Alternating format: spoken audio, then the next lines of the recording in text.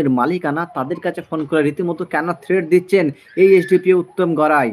তা কিন্তু আগামী দিনে তা নাকি ভয়ঙ্কর কালো দিন দেখতে হবে এমনটি হুঁশিয়ারির বার্তা দিয়েছেন হুমায়ুন কবির। হুমায়ুন কবির তিনি স্পষ্টভাবে জানিয়ে দিয়েছেন যে উত্তম গড়াইকে যেদিন আমি ধরবো, জামার কলার ধরবো, সেদিন তাকে বাঁচানোর মতো কেউ দ্বিতীয় কোনো ব্যক্তি বা তৃতীয় কোনো পক্ষ থাকবে না।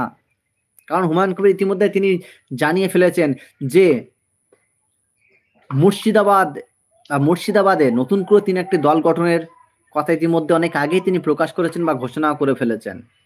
এবং তিনি আমরা লক্ষ্য করেছিলাম যে বাবরি মসজিদ যেদিন ভেঙে দেওয়া হয়েছিল অযোধ্যায়, সেই দিনে তিনি স্পষ্টভাবে এটাও বলে দিয়েছেন যে আমি কিন্তু বাবরি মসজিদ নির্মাণ করব। এটা আমরা অনেক আগে থেকেই জানতাম। কিন্তু এখন প্রশ্ন আর একটা যেটা খুবই গুরুত্বপূর্ণ বাবরি মসজিদ নির্মাণ নিয়ে, চলুন সেই বিষয়ে আপনাদেরকে একটুখানি মগজ ধুলাই করার চেষ্টা করছি রবির কণ্ঠ ইউটিউব চ্যানেলের পক্ষ থেকে। বলছি বাবরি মসজিদ যখন ভেঙে দেওয়া হয়েছে সুপ্রিম কোর্টের রায় ভেঙে দেওয়ার পরে সেখানে নাকি রামের অস্তিত্ব ছিল, যে ইতিবাচক যা প্রমাণের ভিত্তিতে নাকি